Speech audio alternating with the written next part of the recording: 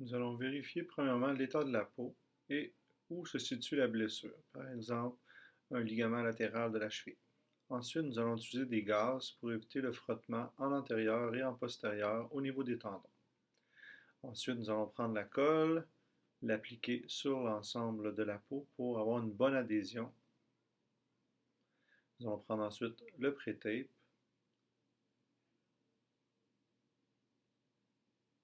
et nous allons faire le tour de la cheville en évitant de faire des replis pour éviter les points de pression. Par exemple, ici, je me reprends.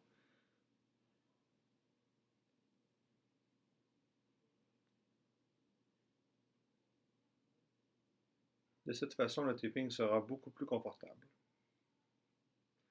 Ensuite, nous prenons le tape 1,5 pouce et nous commençons avec la première ancrage directement sur la peau pour une meilleure adhérence. Voici la deuxième bande d'ancrage proximal, toujours à mi-bande. Et la troisième, toujours à mi-bande aussi, pour plus de solidité.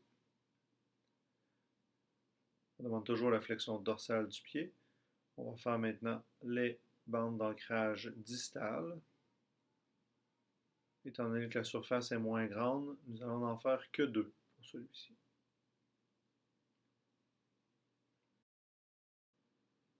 On voit ici les ancrages à mi-bande et aussi que l'on passe dans l'arche plantaire et au niveau du cinquième métatarse. Et on fait attention de ne pas mettre trop de pression. Ensuite, nous allons faire nos bandes de support. Si on veut protéger la partie latérale, nous allons commencer en médial, passer sur la bande d'ancrage, passer sous le talon et se diriger sur la malléole latérale et vers la bande d'ancrage latérale. C'est notre première bande de support. La deuxième va suivre sensiblement la même trajectoire, sauf que nous allons la décaler un peu pour y donner un angle et supporter mieux les ligaments latéraux de la cheville. Voici la troisième bande avec un angle différent. Nous allons par la suite refermer nos bandes d'ancrage proximales pour supporter nos bandes de support. Voici la deuxième, toujours à mi-bande.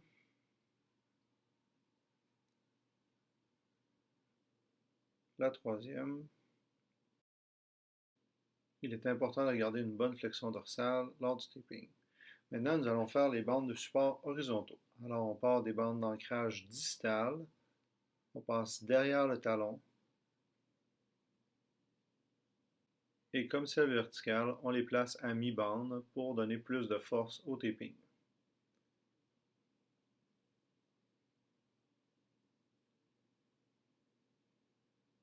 Une fois bien installés, nous allons refermer nos bandes d'ancrage distales en partant de la plus distale vers proximale.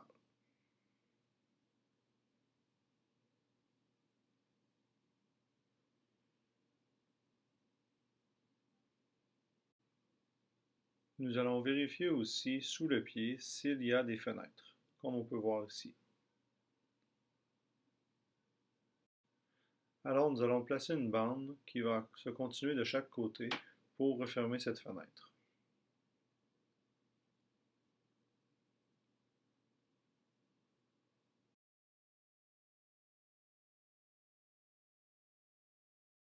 Par la suite, nous allons faire ce qu'on appelle les heel locks. Les heel locks, nous allons commencer sur l'articulation, passer sur la malléole médiale, sous la malléole latérale et sous le talon pour revenir sur le dessus du pied.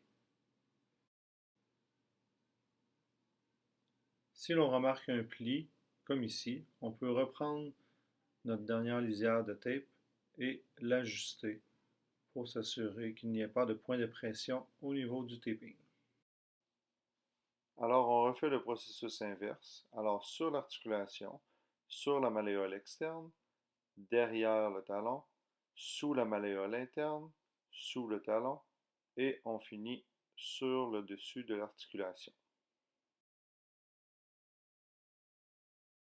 Sous un autre angle, voici le heel lock. Nous allons passer sur l'articulation antérieure, sur la malléole interne, Passez derrière le talon. Maintenant, vous allez passer sous la malléole externe, sous le talon, et nous allons revenir en antérieur.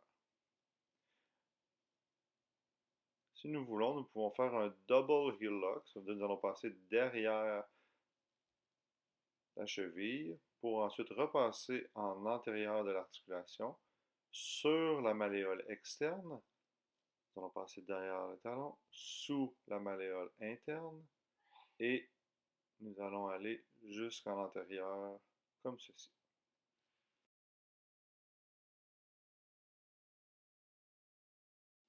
Ensuite, pour finaliser notre tape, on peut utiliser ce qu'on appelle la mesure en 8. Alors, on part sur l'articulation, on va passer directement dans l'arche plantaire, tout en faisant attention de ne pas écraser le 5e méta. Et nous allons revenir sur le dessus de l'articulation, passer derrière et revenir sur le dessus. On reprend ici la mesure en 8 dans un autre angle. Alors, sur l'articulation, on fait le tour, on va passer dans l'arche plantaire, au centre. On fait attention de ne pas écraser le 5e méta à ce niveau. Et on revient sur l'articulation antérieure pour fermer notre mesure en 8. On regarde ensuite s'il y a des fenêtres, comme on voit ici. Alors, on va prendre de nouvelles bandes pour terminer notre tape, toujours à mi-bande.